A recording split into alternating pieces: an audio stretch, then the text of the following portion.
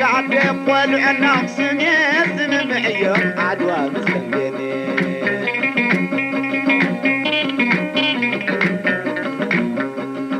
قاعد يقول أول ولا قمة زيهم وانا قلت له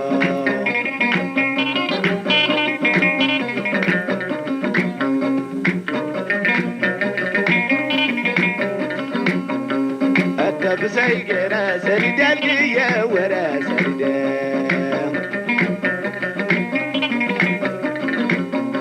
أطول عيا غيتنا بغيال غيتنا بغيت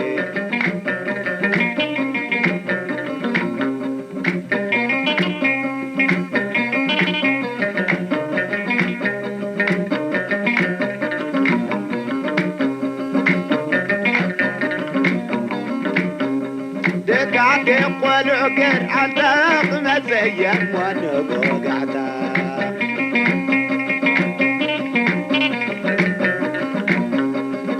قاعد يقول انا ندرنا جلانو يكسب الوالدا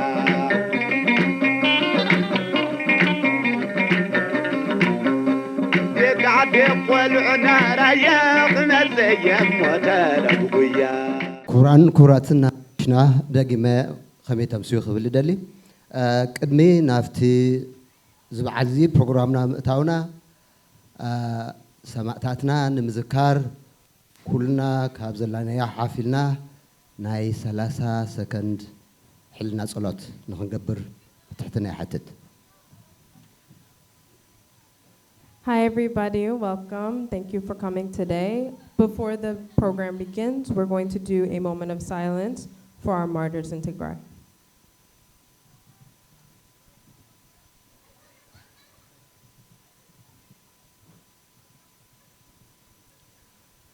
عرفتي كبرتي هبلنا. Thank you. Please be seated.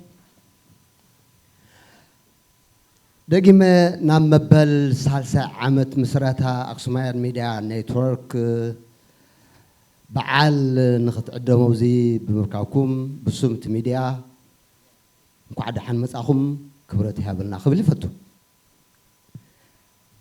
أكسوماويان ميديا قد مسلسة عمت كجمر كالله نعو معبالنا نمنور نملس تግራይ جينوسايد بسمو يصوع بزبل تيما نسلسة عمت مس هزو أب تفلالي سرحتي خنقاساقس ጸኒሑ ኣብዚ ሓለፈ 3 ዓመት ኣብ ትግራይ ዝበፅሐ ኣፀቦን ኩናትን ኣብ ዓለም ንኽባፃሕ ናይ ባዕሉ ዕጃም እናወፈ መፅኡ ተፈላለዩ ፕሮግራማት እናመርሐ ክሳዕ ዘሎ መዓልቲ በፂሑ ኣሎ እምበኣር እዚ ሚድያ እዚ بمحورهم ميديا أمل العالم بHBS TV دما أمل تجراين كبابيان بتلفزيون على لف إذا ميديا زي أب محورهم نقحات ويكع social awareness أب تمرتي أب دهنت أب سلام أب فتحي أب تفعلي محاورات بزح تفعلي برنامجات الناس رح مسيو حكيو قرولات كله يوم حدش جماريو من إسأيو يخون ده أمر مست الناس رحون زمتسان كرن خلنا مستعد مئون مستعب كلمة يعني رو نسرح زي مجمارهم بتعميق مسجن زجبوا من إسأيو منبعر كابزي بمقاس نايلهم معلت بعلنا 4 نتبتات زحزين 4 عبيت نتبتات تقدميتي بعلو بتمرح ميديا ويكعب تسانداي ناكسوماويان ميديا نتورك علامان تيمان تاي كم زخونه انتاي الناس رح مصيو انتاي كبدوتات تغاطيمو ني قدميت كان تاي كسرح له كم محبرسبنا انتاي يصبه بزبل حتى تاخبنا ايو اتاخاليتي ذات مسمح حبرسب تግራይ انتاي كنسرح لنا بخمي كنراخب لنا بخمي كسلنا بزبل حتون ملسن زلوا برام كلونا أيو اتهرع رأيتي عندنا يتمشيت أكل تخون إذا مدي هذيك سرح كنزبي لي جيزيون قلوتن فلتاتون ناي بيتا سو جيزين تيك أري سوي إيو سرح زالله ميديا خا بزي جنزب بزي نواي عسى يخلن سلازي ملو حيلو زميديا زيك حلف ندحر كوينو سباتون كوينو خسات فيو وكلتون كله ويوم عدي سلاز خوانا زين مسرح جنزب حاجز يلو جنزب حاجز يلو مالتيو جنزب خمي جرنا عينا نحجز انتيلنا أو كل انترب إزازات تقمت تابيلاز مثل الله فلما بلاج مقبر لنا انتس بكاش بترجع مالتيو انتس بمصبعه سمنا خمس قبل خيلنا ادخالي ببايبال بزيل بكاش اب ويدما تي باركود بمنباب قوامي ناي أكسوماويان ميديا أبل كوينا نز ميديا زي نمحجاز كلنا خنتابع يقبع النابلة زي آياتها رابعيتن رحم ترابعيتن وانن حزون بزنايز ميديا أمرارها زت كابز لنا يقولوا لاو ويك أب تجراي زل يقولوا لاو كابز يقولوا لاو زين خنوص إن تايكن جبر اللان زبل زت مسمح ورسب تجراي خون زي حتون ملسن حساباتون كليو إذا إنكم كوينتن وانا عبيتي أربعة نتبتات بقدم سعب كابزي كاسيلنا جن نايت برنامج وانا أكلتن حموش تتصون كوينن بقدم سعب كنا أدخلنا قدمنا ناب نايت تفعلوا محبرات وسيفيك محبرات ملأختي كنا حلفينا إن كابو قصيلو بزعباز حلف خوينات زنورو حسابي أهبزبنا كمنا عمل كتو خمينا نوصل بزبل بحفتنا بيت ملقيتها زقرب صنعات ويك عني أقربت كلون أيو زي مساء التوسنة 20-30 دقيقة آخر نحلفينا إتن صعبة إتن قديمة حتتين ويك عجلس أنز نوركم نتبتات بعدين قصيلنا حاورنا نمسي يغني الليل حزي ناب ناين جزنيا تركم ناب نستي حلينا قولنا خلفكم. Hi everybody, so welcome to the 3rd anniversary party for Axumawian Media Network. This is an organization that works to promote truth, justice, and was created 3 years ago in response to disinformation and the tragic events in the Tigray genocide. Today, Axumawian Media Network works to facilitate discussions and work to cover human rights violations while promoting democratic principles and Tigray's rich culture. Through educational and entertaining programs, AMN broadcasts to inform and amplify Tigrayan voices. Today, we have for you a program where we wish to facilitate discussion with you guys in the community and to talk through challenges, things that you feel are relevant, and to have an open forum. We also wish to gather support through donations and membership, codes available on the tables. As far as the event schedule for today, following this, we will have community members do some speeches from the Tigray community, the Tigray Women's Association of Philadelphia, UTNA, as well as the Tigray Youth Association of Philadelphia. Following that, we will have our speaker for today, who will be Betty Mulugeta, who will talk about the public health crisis in Tigray and who works in Philadelphia as a public health professional and expert on care.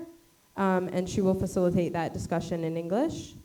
Following that, we will also have a Q&A for any questions that you do have for her following the talk on the public health crisis in Tigray. We will also be doing a discussion in Tigrinya as well with a representative from Axumawian Media, which will hear from the community and hear your thoughts for the evening. Thank you guys again, and welcome to the third anniversary party for Axumawian Media. Thank you, Helena. الرأي بقى نفتي ناي كوميونيتي ملقت نخن حلف فلما ملقتين كاب كوميونيتي تجراي فلادلفيا يزخون كما قات عمت على أختي ملقت أنا حلفها مغنيتهم ناي كوميونيتي تجراي فلادلفيا communication and public relation كوميتي حلف سلزونكو نايو كلنا توايف نلو بعليك حلفها إيه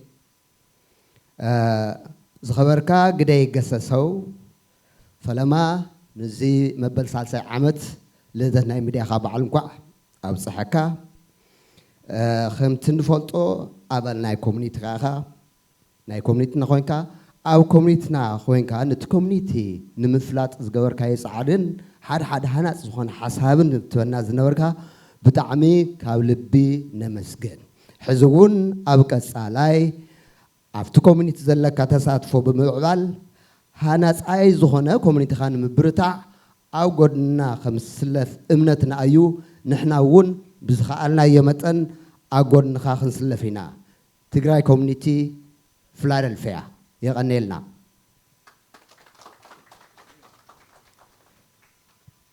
بمغسال ملختن كحلفانا مدرخ زعدم محبر دك أنسيو فلادلفيا. Hi, everybody. So now I want to introduce Zayed, who will give some words as the representative from the Tigrayan Women's Association of Philadelphia. Salam, kamem sikhum. Nkwa dahan matahum ndabalku. Ne Axumawian Media kha. بفلادلفيا كبابي عندك أنستيو محبرشم نكوا عن مبل سالساي عمد مسرتا بعال عبصحكم عبقت علي نايس راح زمنكم كأناي بوليتيكان كونا ناي هيمانوت وجناوي النت زي بلو ناي تجراي هزبي دمسن نعنا ندياسبورا خاء من النتنا بحلنا ننتبار على ميديا نخخون نمني يا أني اللي فلادلفيا دك أنستيو محبر يغنى محور دك أنستيو فلادلفيا كهوزي بمقصال ناي يتنا ويكا محور تجارس من أمريكا أنفر فلادلفيا أبومبر حصير ملقت خلفنا نام مدرخي عدم. Next, we'll hear some words from our representative from Utna.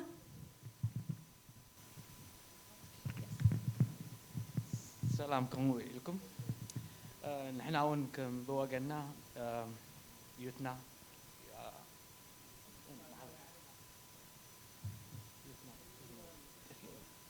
ما تصار ما تصار مني أقسماويت ميديا نقعد بالثلاث ساعات عمت أبصحكم أبصحنا من بالفيديو برتيحهم كسرحوا كل شيء يوتنا ناي كله ناي تجراوي ميدياتات نخبرت عن نخسرحن كل شيء تسويه نحنا هون مسحهم كينا وقلناهم كينا حبيبنا نسرح تمنينا أيوم يغني لي يغني لنا محمد بمغصال ملقت حلفلنا مدرخ زعدمو ناي محور من أسي فلادلفيا توكالي ألولا مكيلنا مدرخ. Lastly, we will hear from Alula to speak to us from a representative for the Tigray Youth Association. Thank you.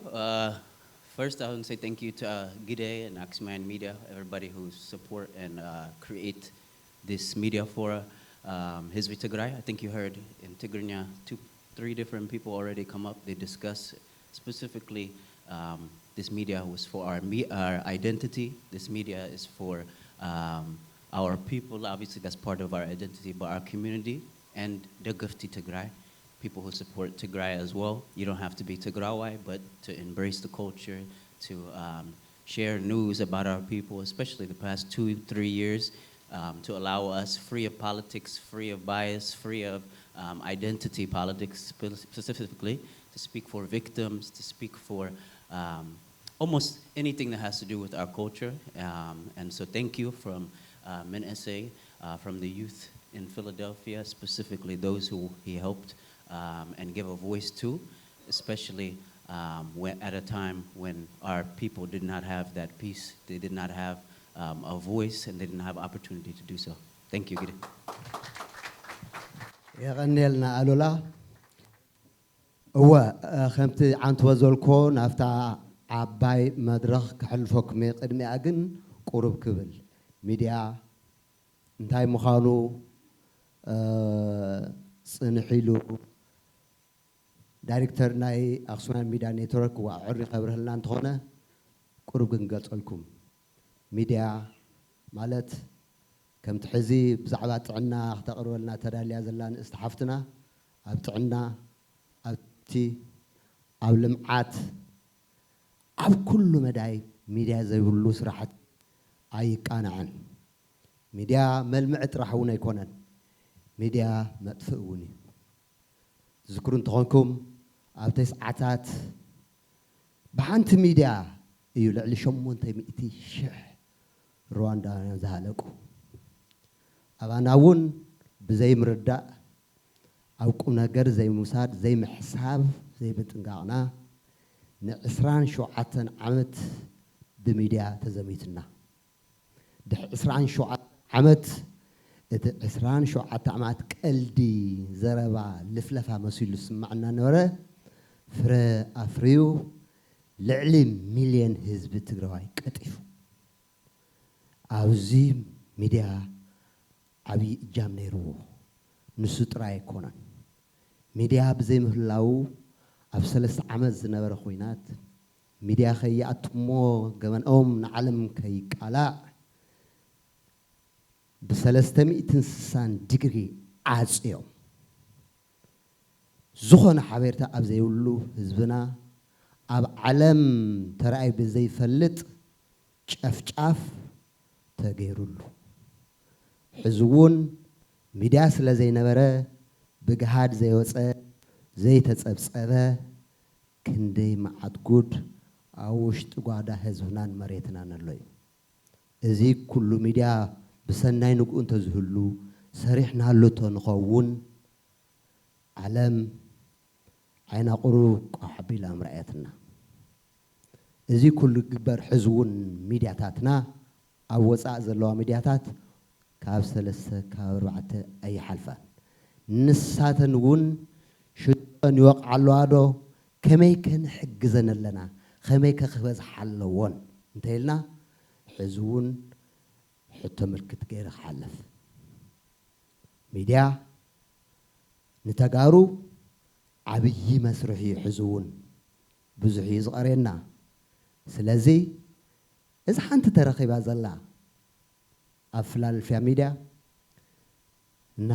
نادقفنا إنها نسنا زقور لنت هاليون إن أرمنا انتهي رحقنا انتهي هادمنا يوكاس نعنا بازحنا بركتنا خنوصل لنا ميديا عبي حيل إيو رابع منكس بهالو نزيو سلازي ميديا ترعشني رأيو أبالات زي كونكم زي حقزكم كتحقزوا دلوقتي نسخوكم حزون تفعلالي مدقفي أبنات لنا أيو أو زخون أوان زخون ميديا ناي تقراي ميديا التوابعو نتوابع نسرح له كبلي فاتو يغني لمو أفتانا عباي مدرخ الزحلف ناي ناب نستي حافتنا بيتي ملقيتا أبتعنا زوجة حاسة كوينا تجراي بزملكت قرب سنة عطا ملكت كتبها لنا يغني لي سلازة دامسكني. Hi everybody. So thank you so much to our speakers for sharing words. And I just want to echo what everybody has been saying. Tonight we celebrate resilience and a shared commitment to the truth. And I want to echo what everyone is saying in that our way to communicate, in the past 3 years has been disrupted by misinformation and in a lot of cases, especially back in Tigray, completely destroyed. And so we're very happy to celebrate these organizations like Axumawian Media that seek to promote the truth and justice and to restore what was taken from us these last 3 years. And so thank you again to the speakers. And now we're going to be moving to our discussion by Betty Mulugeta, who will talk about the public health crisis in Tigray, and the things that were either caused or worsened through the attacks and the genocide in Tigray. So here's Betty Mulugeta.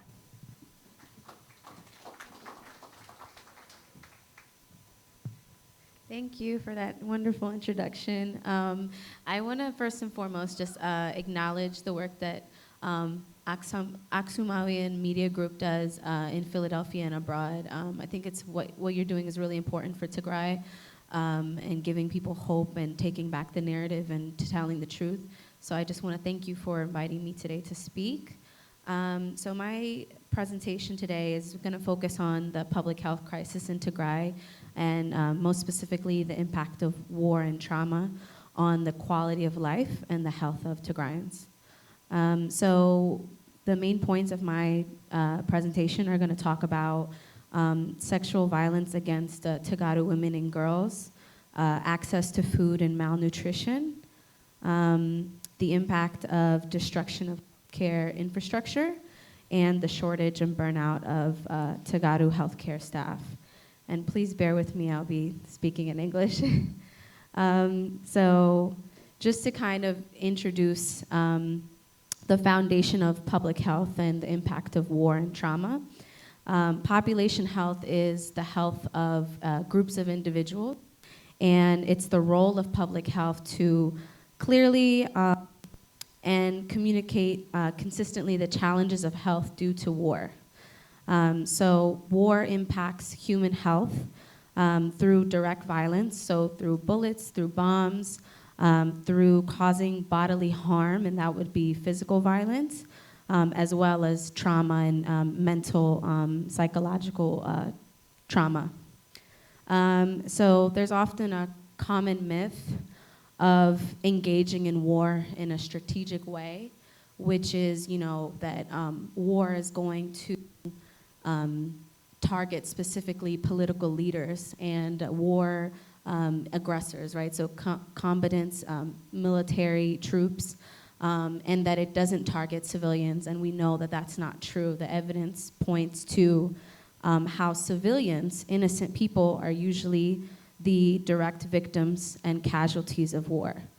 And usually this war is fought on the premise of land, resources, money, and political differences between groups. So my next point, the disruption of economic and social systems that people rely on, so education, healthcare, life-sustaining services like water, electricity, banking, food, all of these things get disrupted by war. And obviously the complete devastation, the fear, and the trauma lead to severe mental health, negative mental health outcomes.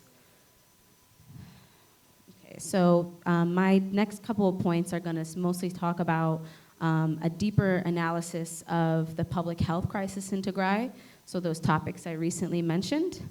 So an overview, over 600,000 civilians have perished due to wartime violence, and also man-made famine, and the lack of access to immediate health care.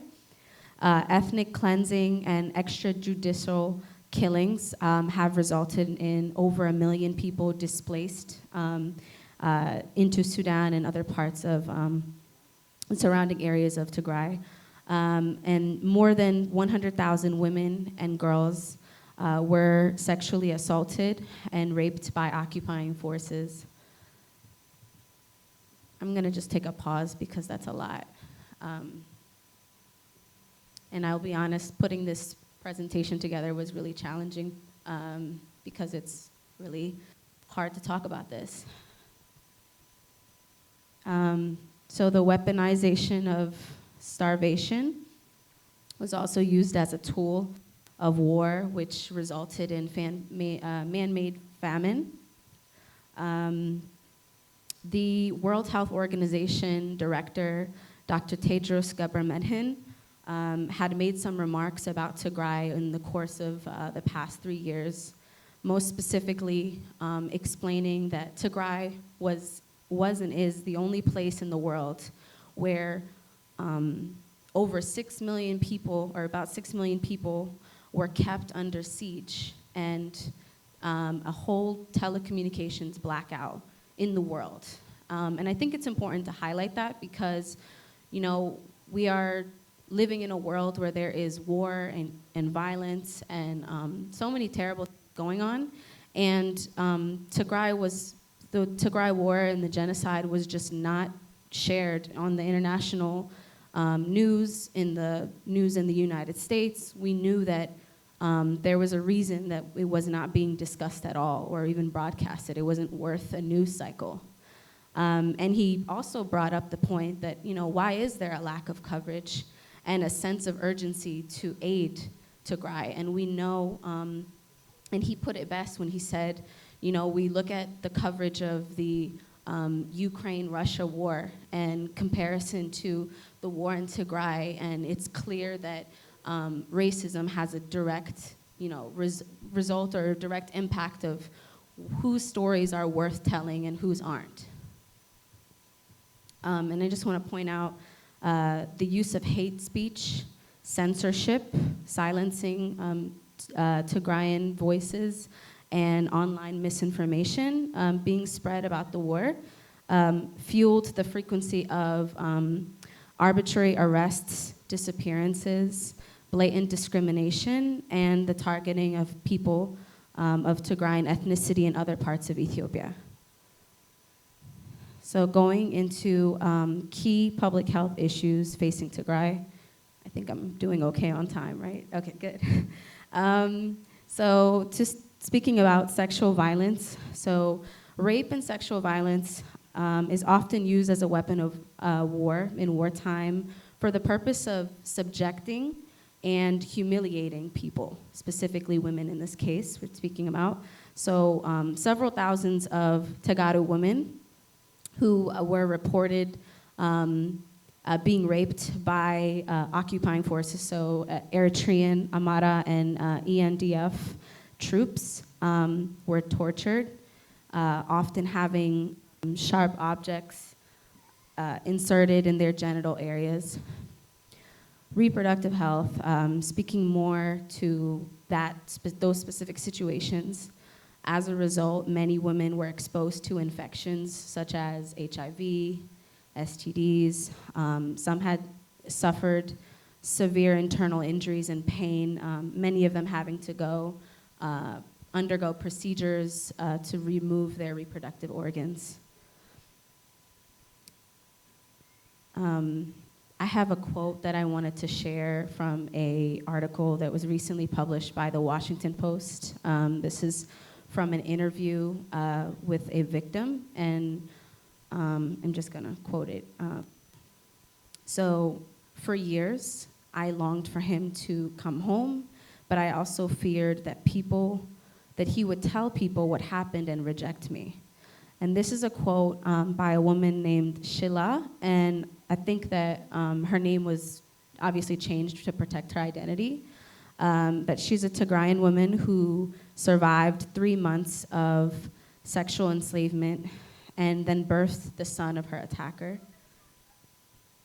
She told no one, maintaining that her youngest child was a result of a reunion between her and her husband. And after 3 years, he did return. And unfortunately, the article didn't really explain in more depth like what happened. But the reason why I shared this quote is because for these survivors, on top of the immense, extreme physical and psychological trauma they've experienced, there's a culture of shame and silence that exists in the community that prevents them from reconciling with their husbands, reconciling with their families, and they live in fear and secret that, you know, this horrible thing that happened to them is something that now they have kind of on them as like a scarlet letter. It's like a part of them in a way. And so they're rejected by their community, they're rejected by their family, they're rejected by their husbands. And this adds to the trauma that I just spoke about.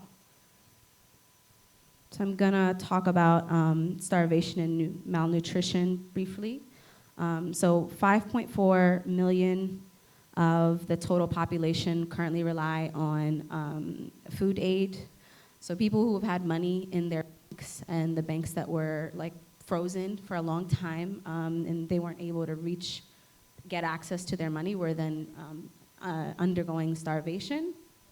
And aid workers from the UN World Food Program reported food aid theft that senior Ethiopian officials were involved in. And due to this, the United States had paused delivery of food to Tigray until stronger accountability and reinforcements were put in place. And the UN World Food Program is conducting an investigation on the disappearances and the looting of food.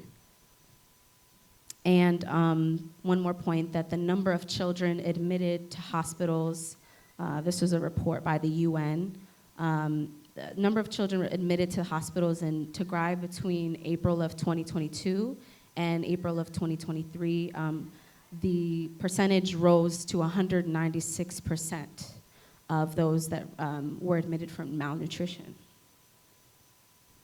So we're getting closer to the end. I promise I'll be done soon. I'm going to talk about the attack on the healthcare infrastructure in Tigray.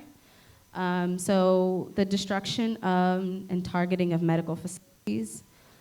Residents have access to only 3% of facilities in Tigray, while the majority, which is 97%, have partial accessibility, and this is statistics shared by the World Health Organization.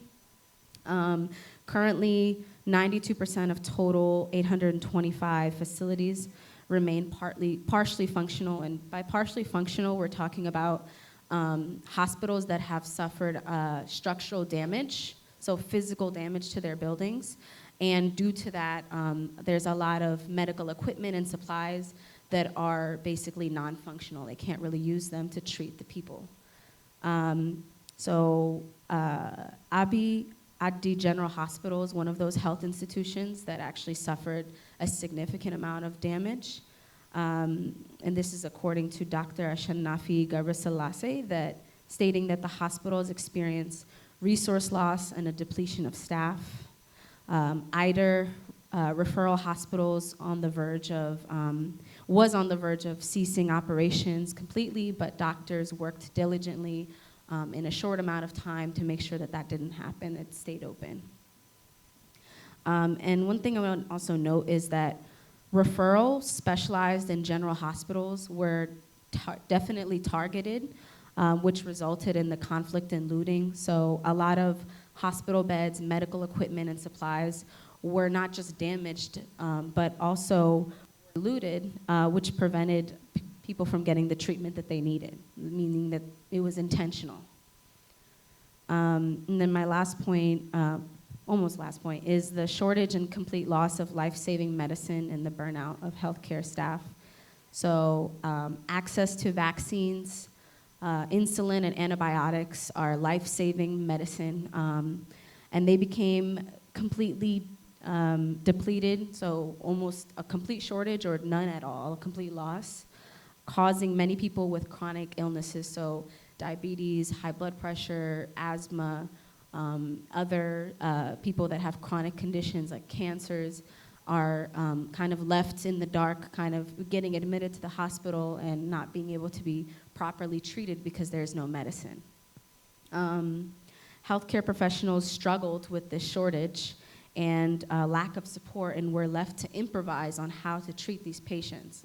That includes people that needed life-saving surgeries who did not have pain medication. And then maternal mortality rate has also had an alarming rise. So the number of women, Tagaru women who were giving birth during this time, the rate of their deaths became extremely high due to the fact of the war. And many women giving birth with no epidural, no pain medicine, and in less than sanitary conditions in the hospitals that are already struggling.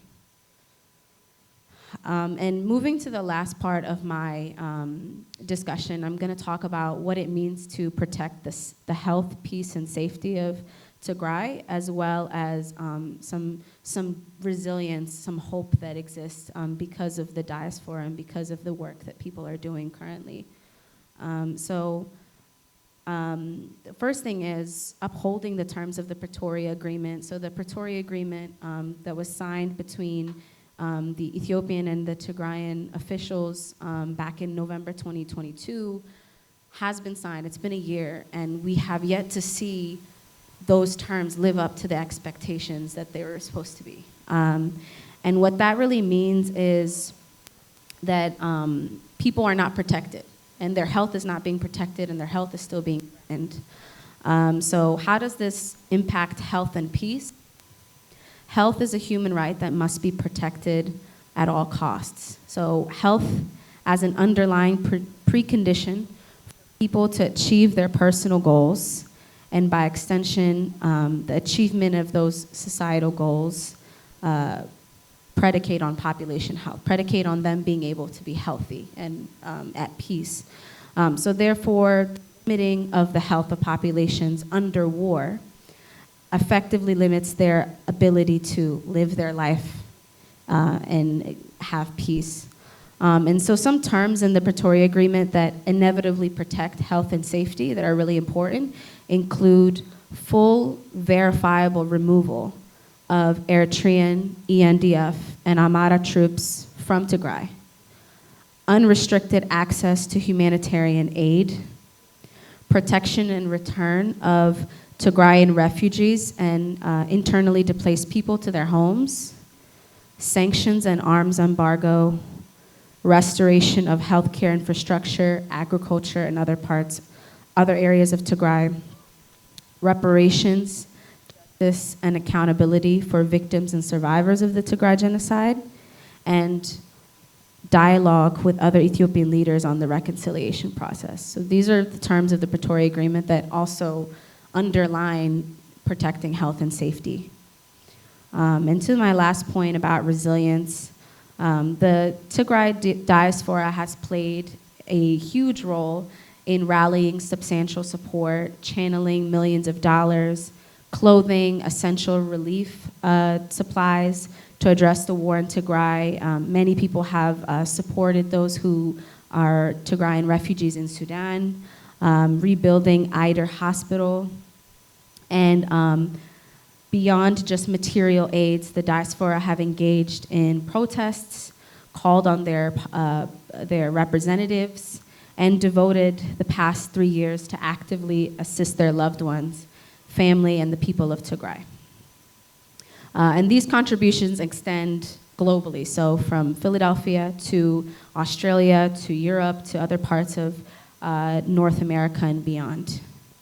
And in the face of what many call the forgotten war, the Tigray's diaspora's unwavering strength and resilience affirm that this conflict will not be overlooked. It won't be forgotten.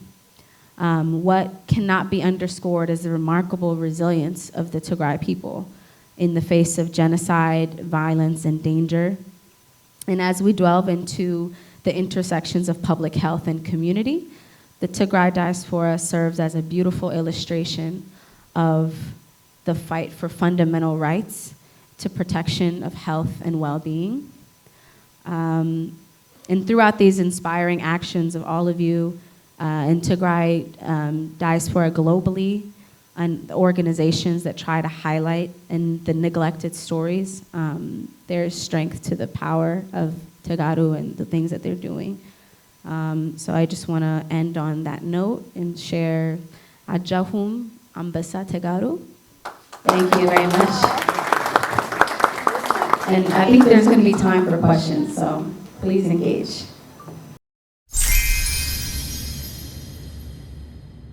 Thank you so much, Betty, for sharing that about the public health crisis that we have in Tigray. Like I was saying before, Betsy works within public health in Philadelphia, and she's an expert in trauma care as well as public health among like the East African population and the Horn of Africa, where she does a lot of work. So now we're kind of opening it back to the community and to see if you guys have any questions for this Q&A period. Really, thank you for your presentation.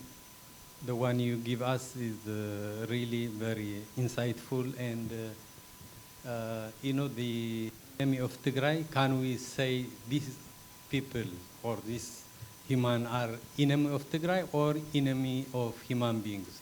Because the one they did in Tigray is unimaginable. Only they didn't stop is the air and the sunlight, because it's not in their power. But they did everything black. The transportation, communication, everything they block.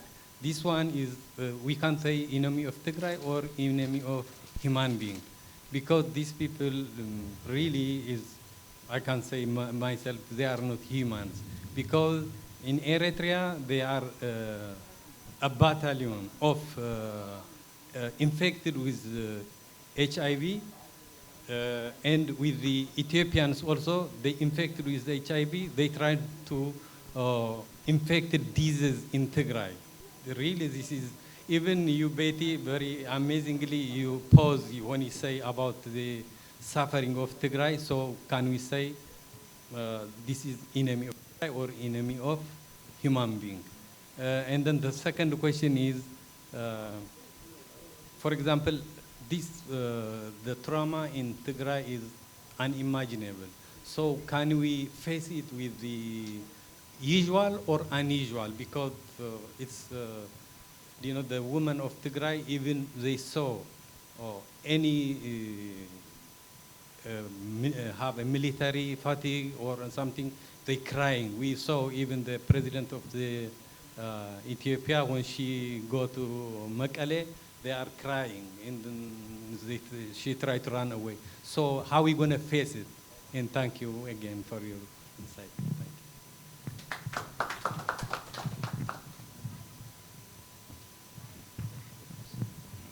you.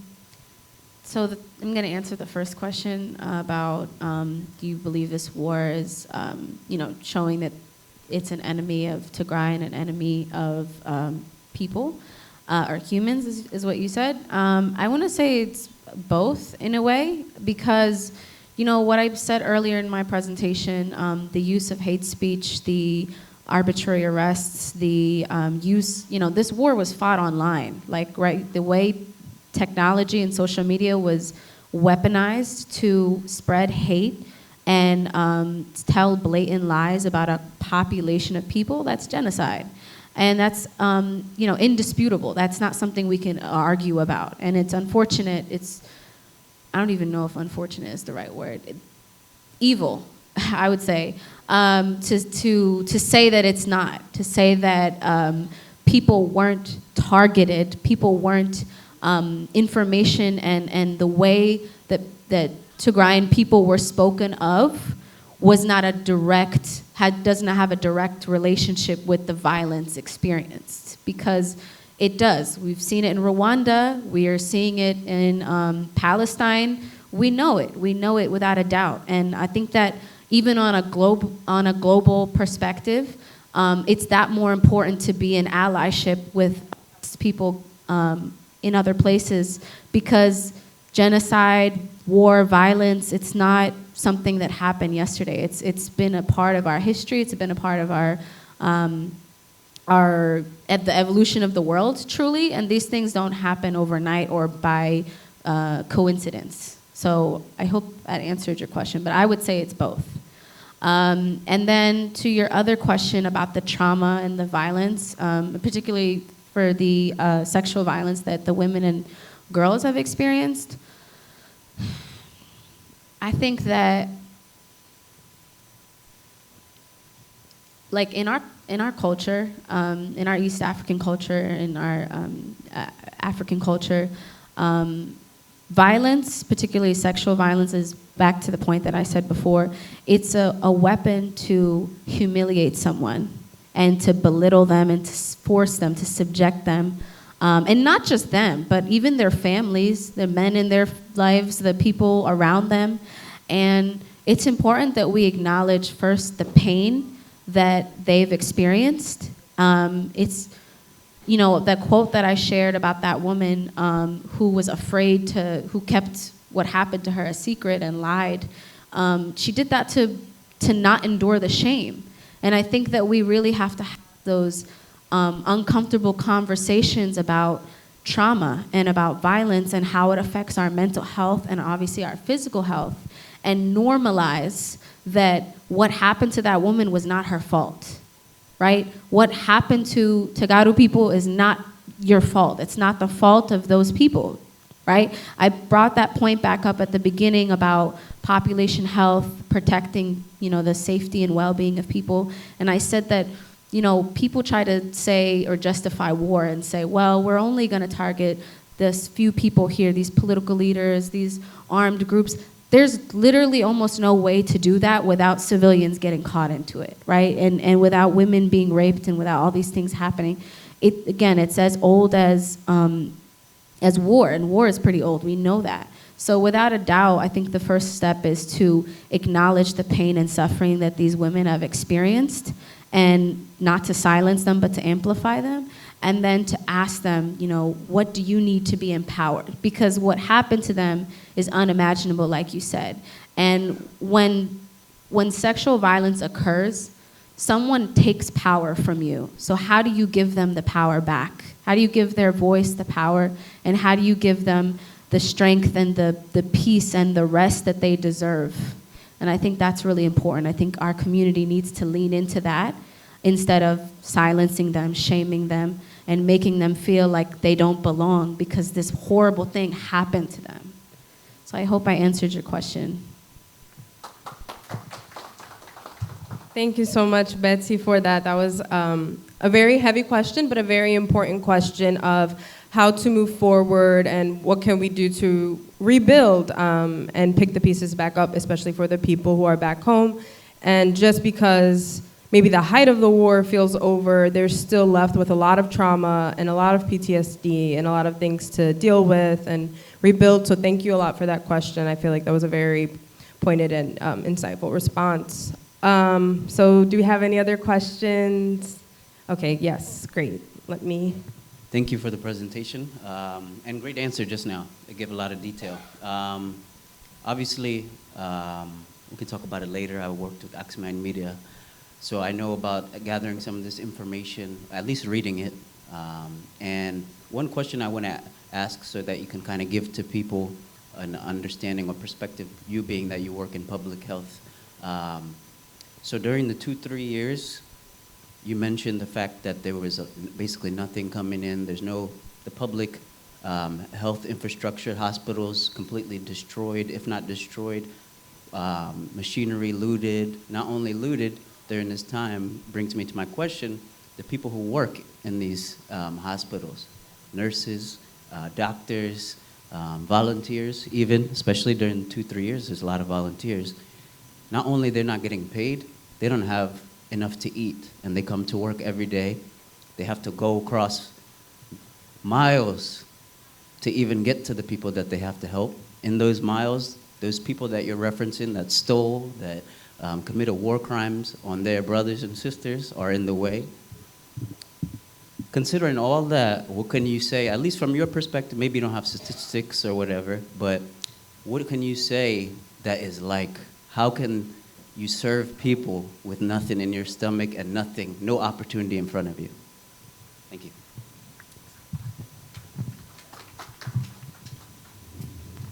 That's actually a great question.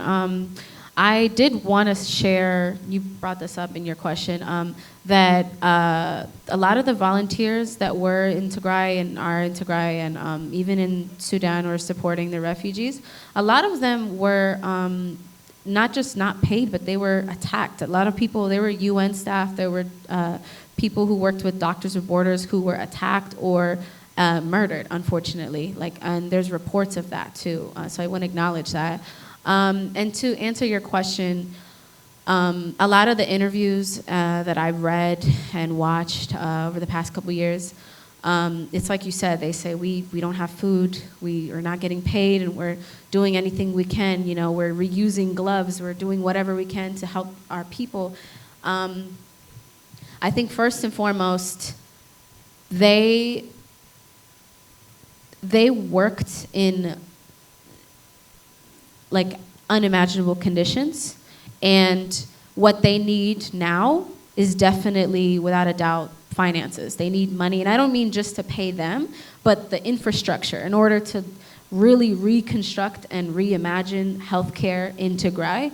That takes a lot of money. That takes money that, like, it's a lot of money. That's one thing. Another thing is support. So there's a lot of doctors, healthcare professionals that have took the call to go support in Tigray in the past few years. I think more people need to go. I think more people need to send relief supplies, and they need to talk to the people that have been on the grounds in the last 2 years, 3 years, and really assess, like, what are their needs, what will help them make their jobs easier.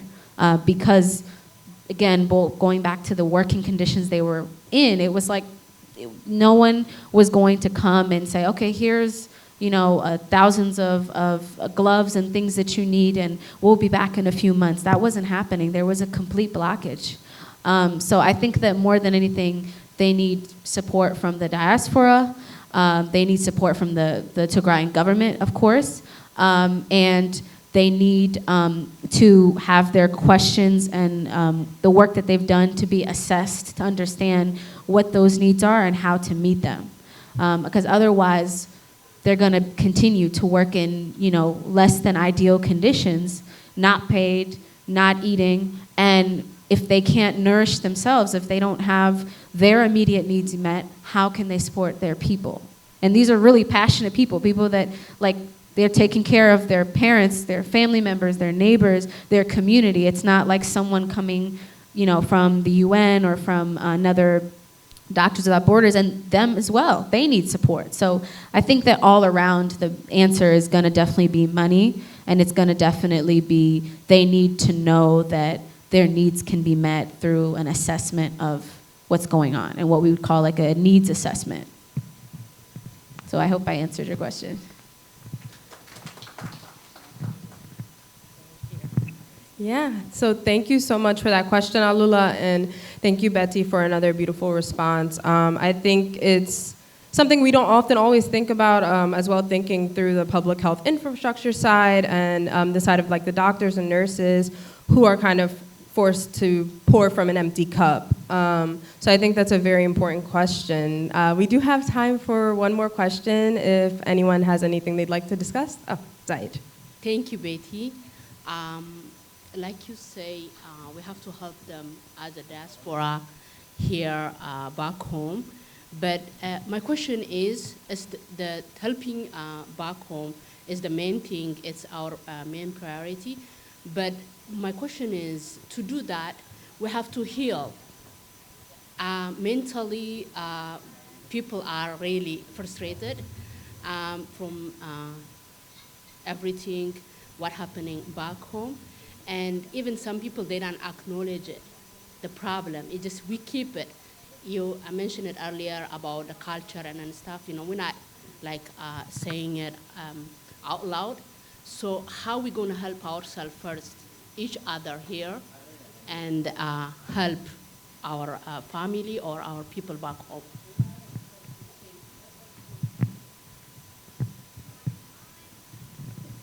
Thank you for your question. So I think you made a really great point that, like, you can't really help other people if you don't help yourself. And I feel like that speaks to more, especially like the topic around like mental health. First and foremost, like acknowledging what happened, like saying, okay, this happened. Like the Tigrayan genocide happened and I've lost XYZ family members. I have no idea where this person is, or like my family members and so forth. And I feel like I can maybe speak to this as like in my own family. You know, my extended family, I've been impacted. And I think the first important thing was talking about it and acknowledging like what happened, because I feel like for many years a lot of people have reacted in a number of ways. Some have kind of like completely been in shock, in like disbelief, because it's shocking. And then some people have been in this like constant grieving that's turned into like feeling numb, like just not feeling anything. And sometimes to some people it's like, what's wrong with you? Why are you not alarmed when you hear about this on the news and stuff? But it's like sometimes we have our own way of trying to protect ourselves from the truth. And that is, like I said, being numb. But first and foremost, even in that state, you need to acknowledge what happened and let yourself feel it. It's okay to cry. It's okay to, you know, be angry. In fact, you should be angry. It's okay to have a number of different emotions that like are confusing at the same time. You're happy that you spoke to your aunt on the phone, but you're terrified that, you know, her kids went through such a horrible thing when the military came. Like, all of those things can happen at the same time. It doesn't have to be this or that. I think our culture is like, keep your feelings to yourself. Don't tell anyone. We have to be, you know, ambasa. Like, you have to hide your mask your fear. You have to mask your emotions. We have to come out of that and say the only way we can heal is to let it go, is to open it up and share with your family, share with your friends carefully. And, you know, and also ask yourself, like I tell people all the time, you have to ask people around you if they have the space to hold, to talk to you about something like this. You know, so it's like asking someone for permission, right? To like, you know, open a door or something. It's like saying, hey, like, I'm going to open this door and I want to talk about this war. I want to talk about what it did to our family. Like, is that okay? And then talking about it. And then from talking about it, saying, what can we do? What can we do for our aunts? What can we do for the neighborhood? What can we do for the community here? And how do we support other people that we know might be suffering? You know, if they lost more family members, or if they don't know what's going on with their family, or whatever the case is. And realize that like healing is also not linear. It happens over a span of time. Our people are like, have experienced multi-generational trauma from even the time of the Duk, right? Like, we're still healing from that. And our parents, our family members, they've never talked about it.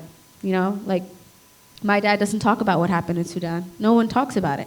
So I think starting from a place of saying, like, can we open this door? Can we talk about this? Are you comfortable? And then starting to like be patient with people and saying, okay, let's talk, and letting someone know, like, you're allowed to feel angry, you're allowed to feel upset. I feel you, like, I hear you. And I think when you affirm someone like that, then it makes them more willing to talk. And I feel like this is really important for our adults, our elders in the communities, because I feel like young people were kind of a little more open to talk. So sometimes your kids might be leading that conversation. It might not even be you, but at least be open to it. So I hope that answered, and I hope that helps. Thank you so much, Betty. So that's actually the end of the Q&A portion for Betty's talk on the public health crisis in Tigray. I want to thank everybody for asking the questions. I feel like it was a very important discussion that took place, and Betty will also be around tonight if you guys have any other questions or if anybody has anything they'd like to talk about. But for now, actually, we are going to transition to our discussion in Tigrinya with the Axumawian Media representative. So I'm going to pass it off to Gabra Metin. يغنلنا بيتي قولنا لك قويلة طرح يكون حد جزي خمسة عينت نيت ونير لينا أيو تمرت النوس دلوم سلازخنا مو ناو زوجت كأزمي دي أزين ديو كمزي قاتي منانه كمزي ينكعت مهر نازل لنا كافت عندنا تبنانا يلوم معلتي ويو حجز توصل زخنا حزي حجز جوارو بسم كتاكس يفقد لي